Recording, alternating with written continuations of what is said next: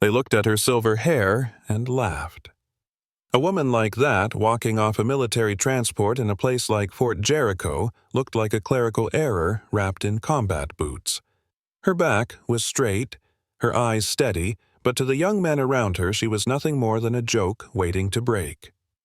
Quota, recruit. Grandma's here for basic. She's gonna snap a hip by lunch. Fort Jericho didn't make room for second chances. It broke people. 70% didn't last a week, and that was on a good month. But she walked in like she'd been here before. Her name was Evelyn Shaw, age 43. No accolades, no history. Her file read like a blank page someone forgot to fill. A rookie with no past sent to train among killers half her age. They thought she'd come to survive. But in less than 24 hours, 5 of the toughest men in that facility would be flat on the ground, and she wouldn't even raise her voice. And what scared them most wasn't how she fought. It was why she was here. But before that moment, before the fight, before the silence fell over Fort Jericho like a storm, there was only paperwork. A single manila folder sat on Colonel Mathies's desk. Thin. Too thin. Inside one name, one date of birth, no service record worth noting, no commendations, no prior deployments, just a completed boot camp entry. 21 years ago. He turned the page looking for the mistake. There had to be a second folder, some sealed file, some red stamp, but there was nothing.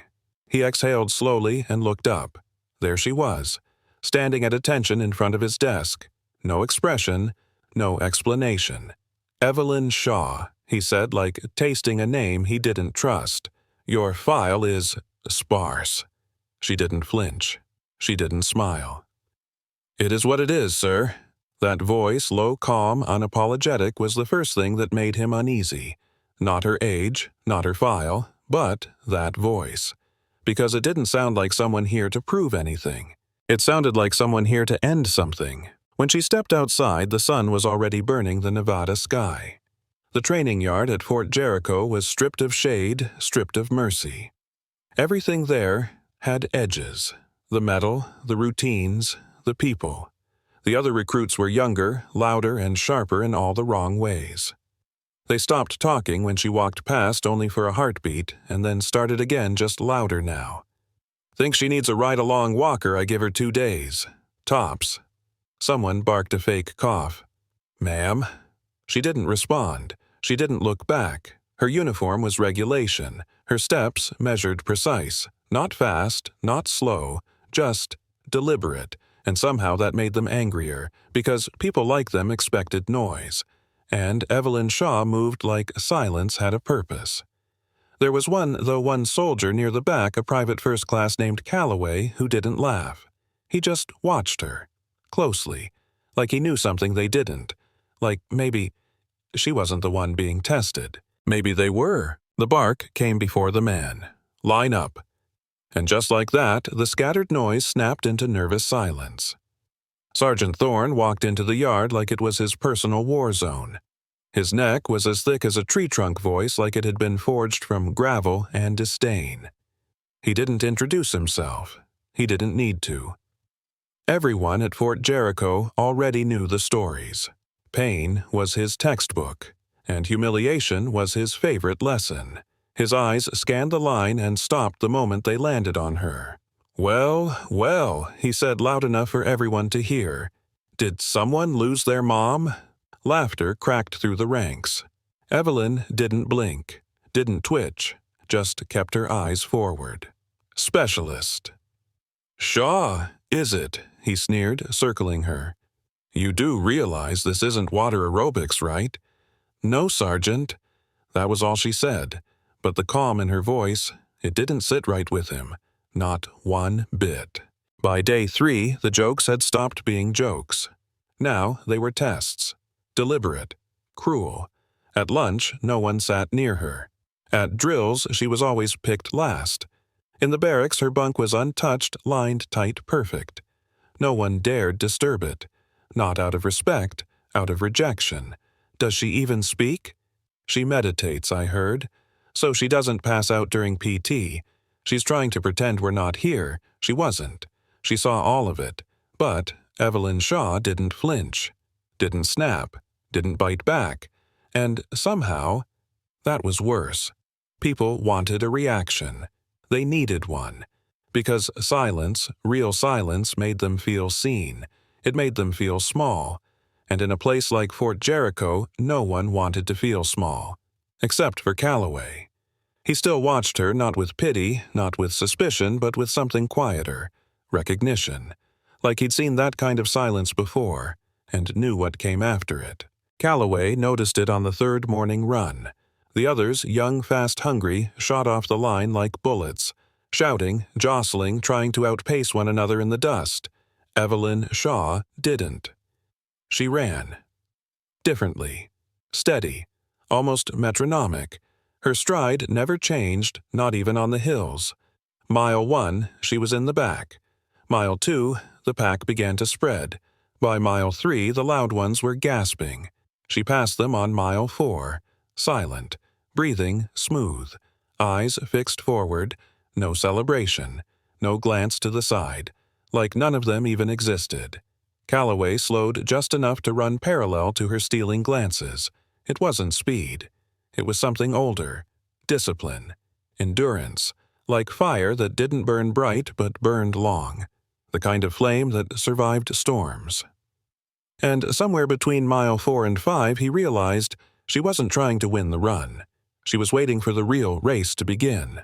They handed her the rifle like they expected her to drop it. It was heavier than it looked. Cold metal. Precision forged. Evelyn held it like an old friend. Sergeant Thorne barked the usual taunts. "Control your breathing.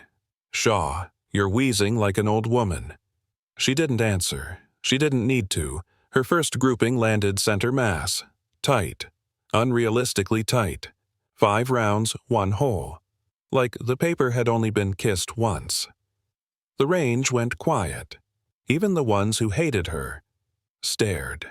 She reloaded. Fired again. Same result.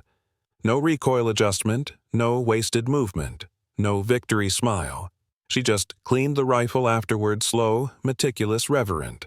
Like she'd been doing it longer than any of them had been alive. Calloway watched from 2 lanes over, heart-knocking once in his chest. That wasn't training. That was memory. And Evelyn Shaw. She wasn't just passing drills. She was revealing nothing by showing too much. He tried not to stare, but it was getting harder. Evelyn Shaw wasn't just quiet. She was calibrated. Every move she made had purpose. How she folded her towel, how she stood at parade rest just slightly off regulation but always in the same way like she'd been trained under a different doctrine.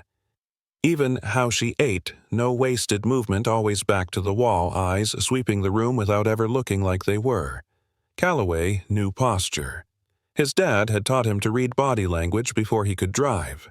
And Evelyn's posture didn't say new recruit. It said watcher. She wasn't adapting to the environment. She was studying it.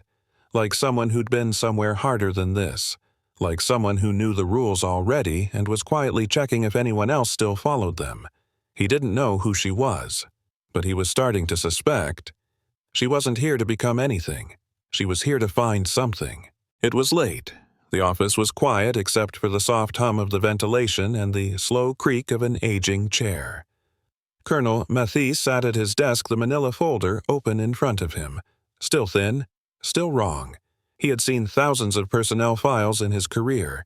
You could read a soldier by the weight of their paperwork. Commendations, citations, reprimands, they all left fingerprints. Evelyn Shaw's folder felt sterile, like someone had scrubbed it clean, too clean. He flipped to the last page more out of habit than hope. That's when he saw it. A stamp, faint, half erased. Class black. Access terminated. His breath caught. Black class, Tier 0 operatives. Units that didn't exist with operatives who weren't supposed to survive. A name stirred in the back of his mind. Not from training, not from briefings, from whispers. Spectre. He looked up from the file toward the window. Out on the yard, Evelyn was moving through drills like she'd done them 1,000 times before. And suddenly the silence in her voice made perfect terrifying sense. The halls were quiet after lights out. Most of the recruits were dead asleep by 2200, burned out from drills and barked orders lost in the comfort of exhaustion. But not her. Calloway couldn't sleep. Maybe it was nerves. Maybe it was the feeling that something didn't add up. So when he heard soft steps in the corridor, he got up and saw her, Evelyn Shaw. Moving alone. No flashlight, no sound. She wasn't sneaking, she was mapping. She paused at intersections, looked up at cameras, checked door frames, glanced at exit signs, not like someone looking to escape Doad, but like someone measuring how fast others could. She stood in front of an old utility panel for a full minute, didn't touch it, just stared, then moved on. Calloway stayed hidden in shadow, heart thudding. She wasn't exploring, she was remembering, and if that was true, it meant she'd been here before, and whatever she was looking for wasn't on any map. Later that night, after lights out, Evelyn sat alone at the edge of her bunk. She slowly removed her watch, set it beside her. The faint tattoo on her wrist caught the low light, but she didn't look at the mark. She looked at her reflection. The dorm mirror was cracked in one corner, the metal frame slightly bent. Under the flicker of cold yellow light, her face looked older than it did on paper. Lines carved by years no file could track. Eyes ringed with sleepless worry, and for a moment, just a breath, those eyes flinched. Not from fear of others, but fear she wouldn't be enough this time, that the fire might not burn long enough. But then, she straightened her back. No smile, no bravado, just a small, steady nod. To no one, or maybe to the ghost in the glass. She didn't need courage, she just needed one more step, and in the morning she'd take it. By week's end, Sergeant Thorne was done playing polite. He hated quiet more than incompetence. You could fix bad form. You couldn't fix silence that stared back. "Shaw," he barked across the mat, "why are you always so damn still? You meditating or malfunctioning?" She stood at parade rest, breathing slow, calm. "Neither, Sergeant." Her tone didn't rise, didn't challenge. It just was. And that's what burned him. He needed her to break, to bite back, to show emotion so he could crush it. But Evelyn Shaw was like a stone, not cold, just unmoved. During combat drills she never shouted, never overexerted. Yet her opponents ended up on the mat faster than anyone else. Thorne narrowed his eyes watching her movements. Too efficient, too fluid. It wasn't arrogance, it was instinct. And suddenly he wasn't looking at an undertrained rookie. He was looking at something else, something he couldn't quite name, and that unsettled him more than he'd admit. In the hand-to-hand class, Evelyn stood out, and not in the way they expected. The others threw punches like sledgehammers, kicks that echoed off the walls, bodies slamming, grunting, struggling. She didn't. Her movements were smaller, tighter. She didn't resist force. She redirected it. One trainee came at her full speed. She shifted her weight half a step, turned her hip, and the man crumpled to the mat like wet laundry. No sweat, no anger, just physics. Thorne watched from the side, jaw clenched. "That's not how we train," he growled. "You drive through, you dominate." Evelyn looked up at him. "No, Sergeant. I finish." He stared at her like she'd just insulted the flag, but she wasn't being clever or rude. She was just answering. And for a man like Thorne, who built his authority on noise and intimidation, nothing was more threatening than someone who didn't need either. It was subtle. Most wouldn't have noticed, but Calloway did. During warm-up drills the next morning, Evelyn paused for half a second, just long enough to glance at Thorne. Not a casual glance. A measure. A calculation. Like someone matching a face to a memory. She looked away just as fast. But it had weight. Later, during a hold and release exercise, Thorne circled behind her barking instructions. Evelyn didn't flinch, didn't respond. But when he passed her shoulder, her posture stiffened, not from fear, from recognition. Calloway saw it. So did Mathis, watching silently from the catwalk. Something unsaid passed between the woman and the sergeant. Not rivalry, not disrespect. History. Old, buried, dangerous. And Calloway, who had always believed that truth came in words, was starting to realize the most dangerous truths were the ones no one spoke, especially when spoken too late. Calloway hadn't meant to follow him, but Thorne had been acting off.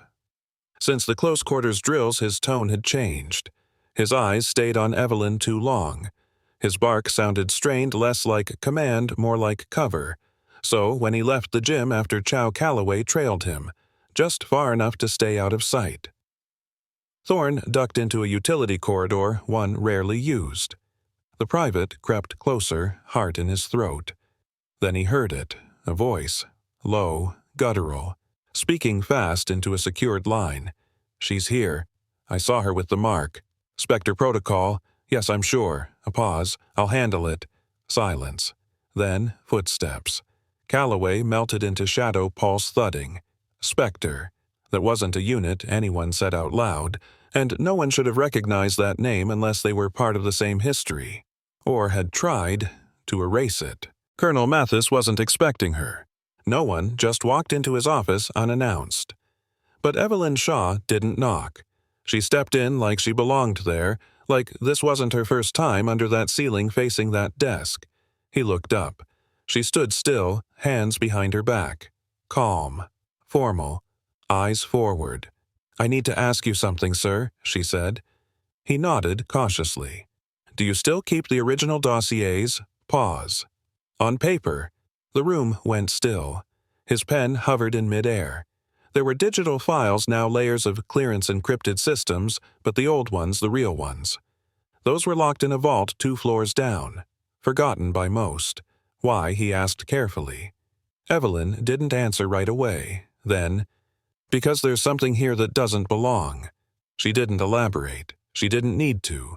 And that's when Mathis knew she wasn't here for training. She was here for confirmation.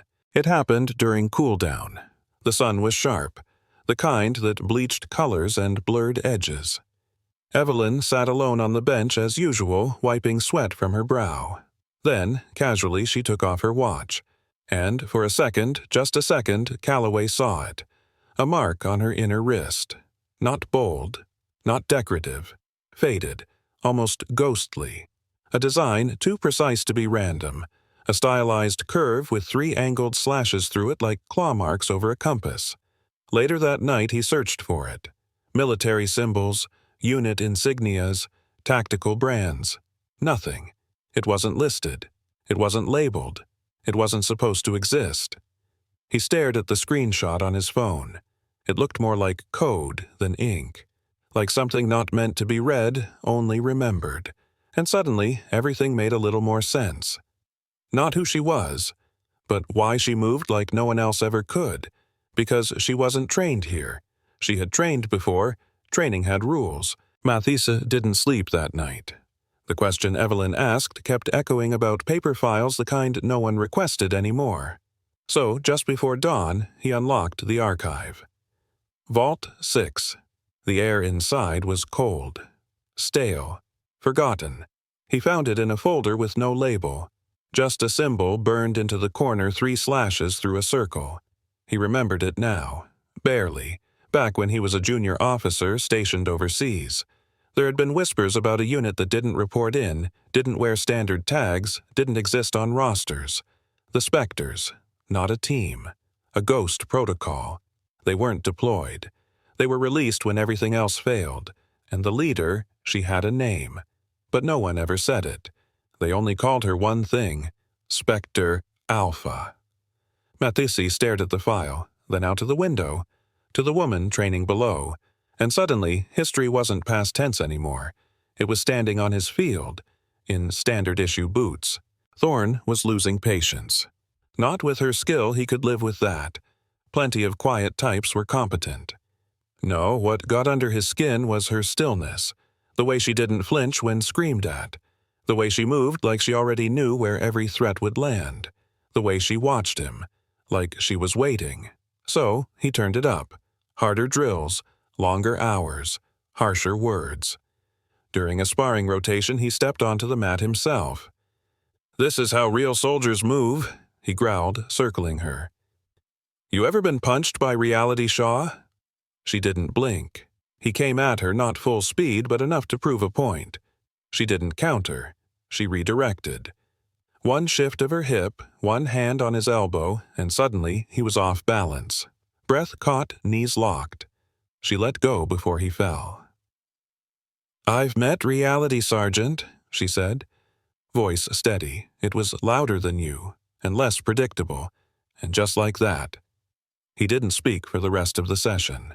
The announcement came at the end of morning formation. Sergeant Thorne's voice rang out across the yard, rough and sharp. "Reaper drill. Tomorrow, 0700. A ripple moved through the ranks. The Reaper was infamous. 5-on-1. Full contact. No breaks, no mercy. Usually reserved for final evaluations. Usually 3 opponents, not 5. But that day, Thorne's eyes settled on Evelyn. He didn't smile, just nodded like a decision had finally been made. "Specialist Shaw," he called, "suit up. You're the center." The yard fell silent. Everyone knew what that meant. It wasn't a drill. It was a message. A public reckoning. An execution dressed as training. Calloway felt the hair rise on his arms. His gut tightened. He looked at Evelyn. She didn't protest, didn't blink, just nodded once. Not like someone resigned to fate, but like someone who had been waiting for the invitation. The gym was packed. No music, no ambient chatter, just the shuffling of boots on rubber matting and the low hum of nervous breath. 5 names were called: Raskin, Cole, Bennett, Davis, Chun. The best, the biggest, the most aggressive. They smirked as they stepped onto the floor, circling the center. Waiting. And then she came in. Evelyn Shaw. Standard PT gear, hair pulled back, no expression. She stepped barefoot onto the mat like it was sacred ground. Not a battleground. A memory. Thorne blew the whistle. She didn't flinch. She didn't crouch like a fighter. Didn't square her stance like a boxer. She stood like stone. Weight balanced. Hands loose at her sides. Calloway, watching from the edge, barely breathed. Something was wrong. No, not wrong. Different. Evelyn didn't look like someone preparing for combat. She looked like someone who had already survived it, and was now just returning. The whistle pierced the air. Raskin moved first reckless fast, all muscle, a full-body rush designed to bulldoze. But Evelyn wasn't there. Not exactly. She pivoted 6 inches no more, let his momentum carry him past her. One hand tapped a nerve behind his jaw, the other brushed the back of his knee. He crumpled. Fast. Silent. A sound like a sandbag hitting concrete. Confusion rippled. Then Cole and Bennett came together, one high, one low. Classic pincer. Evelyn ducked, spun with Cole's momentum, used his arm like a hinge and slammed him sideways right into Bennett's charge. 2 down. 5 seconds gone. No one in the room spoke. Davis and Chun froze. Not out of strategy, out of fear. Calloway's heart thundered in his chest. He didn't understand the moves. Not fully. But he recognized the pattern. She wasn't fighting them. She was ending something. And whatever it was, had started long before today.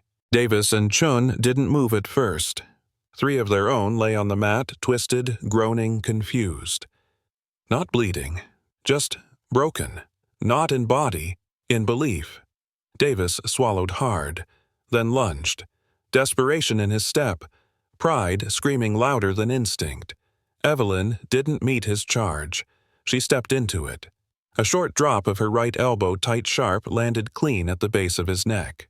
His legs folded, lights out, no drama, just precision. Only Chun remained. He didn't run, but he didn't fight. Hands up, breathing hard. Evelyn didn't move. She just looked at him, calm, patient. That was worse than a punch, because it said you already lost. I'm just waiting for you to accept it. Chun's shoulders dropped. He backed away. Thorne didn't call the match. He didn't have to. The silence was the bell. Colonel Mathesy stood behind the glass hands clenched tight on the railing. He had seen bar fights. He had seen controlled sparring. He had seen chaos on desert soil in jungles through rifle scopes and broken radios, but he had never seen this. Not a fight, not a drill, a dismantling, clean, efficient, no wasted motion, no aggression, just removal. Like she had flipped a switch in each opponent's body and watched them shut down. His eyes drifted to her wrist where the faint ink still lingered beneath her watch line. That symbol. That ghost. And suddenly the past clicked into place like the bolt of a rifle. A story whispered years ago by a CIA contact in Kabul. A woman. No real name, no service record. Just a code name, Spectre Alpha. He whispered it now, breath caught. It's her, not a myth, not a memory, but flesh and blood standing on his floor. She didn't linger. Evelyn stepped off the mat the same way she had stepped on, measured quiet, unshaken. The 5 men she had dismantled still lay scattered behind her, some sitting up now, blinking, stunned. No one clapped. No one dared. Even Thorne, red-faced and rigid, couldn't find words. Just followed her movement with his eyes burning confused, afraid to admit what he knew now. She walked past him without pause, but then she stopped. Just for a breath, turned slightly, not enough to fully face him, just enough to make sure he heard. "I'm not here for the standard sergeant." Voice low, controlled, like a quiet correction on a chalkboard full of mistakes. "I'm here for the threat," and then she was gone. Through the side door, leaving nothing behind but silence. And the unbearable feeling that everything they thought they understood had just been rewritten. Mathesy didn't go back to his office. He went straight to the vault. The same one he'd visited 2 nights earlier. Only this time, he didn't hesitate when his hand hovered over the red-sealed drawer. Operation Night Chasm, Class Black, Eyes Only. He opened it. Inside one folder. Inside the folder fragments. A mission log. Redacted names. A hand-sketched map with blood on one corner, and a list. Spectre unit members. All presumed KIA killed in action after a black site extraction went sideways in 2012. Mission compromised. Extraction failed. All bodies unrecovered. All but one. A handwritten note in the margin. Last comms trace. SIGINT suggests one operative may have survived. Unknown intentions. Possible turn. Monitoring recommended. Next to it in pen, tag, Wraith, not Evelyn. Someone else. Still out there. Still breathing. And if Evelyn was back, maybe that's why. Evelyn stood alone near the edge of the training field, her face turned to the wind. But her eyes weren't on the sky. They were watching movement, patterns, footsteps, routines, all pointing to one place, one man, Sergeant Thorne. He was loud, commanding, brutal, everything they expected from a war-scarred leader, but Evelyn had seen him slip. Just once. A throw he executed that didn't match any known training doctrine but matched the Spectre manuals. His reaction to her technique wasn't just frustration, it was familiarity, recognition wrapped in fear, and when she'd caught his wrist earlier in the drill, her fingers had brushed an old scar the same placement Spectre's had been marked after Night Chasm. It all lined up now, the posture, the overcompensation, the need to dominate every room before someone else remembered who he really was. He wasn't leading Fort Jericho, he was hiding in it. She didn't wait for a crowd. Didn't call him out in front of the unit. No need for spectacle. Just walked into the equipment bay where he stood alone, organizing gear or pretending to. Thorne turned when he heard her steps. For a second, the old fire sparked in his eyes. But it flickered fast. Because Evelyn wasn't wearing a uniform that said, recruit. She wasn't wearing fear. She wore the truth like a blade no one could see. "You thought I wouldn't recognize you," she said softly, his jaw tensed. "Spectre. Alpha died in 2012. He muttered, voice low. She took a step closer. "So did Wraith," she replied. Silence. No denial, just the thinnest flicker of movement in his stance. He shifted back. Not much, but enough. And for a man like Thorne, that wasn't retreat. That was surrender. Unspoken. Unrecoverable. Thorne stood frozen. The weight of memory pressed into the walls, into his spine, into the breath he couldn't quite catch. Evelyn didn't raise her voice. She didn't need to. "You've worn that uniform long enough," she said quietly, "but it doesn't cover what you did." He swallowed. "You can't prove anything." She tilted her head, almost sad. "I don't need to." Then she stepped closer, just close enough that only he could hear. "I didn't come to expose you, Thorne. I came to make sure you didn't train anyone else in your image." Silence stretched. Long. Final. Then she turned her back on him and walked out of the room like it didn't belong to him anymore. He didn't follow, didn't shout, didn't stop her, because for the first time in years, he knew he couldn't, and that was the real sentence. Calloway stood near the hallway just out of sight. He hadn't meant to follow her, but something in him needed to see it end. He'd seen Thorne's face when Evelyn walked away. Not rage, not even shame. Just vacancy. Like something in him had finally been evicted. Evelyn stepped out, boots soft against concrete. She paused when she kicked me in, when she reached Calloway. Didn't speak right away, just looked at him. And for the first time he saw something in her eyes. Not cold, not calculating, but tired, worn, still burning. She gave him a nod. Then, almost like an afterthought or maybe a passing of flame, she said, "Your father. Bosnia. 93. He pulled me out when no one else would." Calloway blinked. "My dad never spoke about Bosnia." She smiled faintly. "That's how you know he was the real thing." Then she walked on, and just like that, he understood. So was she. No ceremony, no salute, no one even announced she was leaving. But Fort Jericho felt it. As Evelyn stepped through the final checkpoint, the guards stiffened not out of protocol, but respect they didn't fully understand. She carried nothing but a small duffel, same as the day she arrived. Only this time, no one whispered. No one laughed. She passed the training field, still echoing with boots and shouting, and didn't look back. Didn't need to. Behind her, Sergeant Thorne's office sat dark and empty. Mathis stood at the observation deck watching her silhouette fade into the sun. He didn't stop her, just murmured to no one, "We never deserved her, but we needed her anyway." Calloway stood alone at parade rest, one hand raised just slightly. Not a goodbye, a thank you. Evelyn Shaw didn't wave. She just kept walking, leaving behind a place quieter, and finally a little more honest.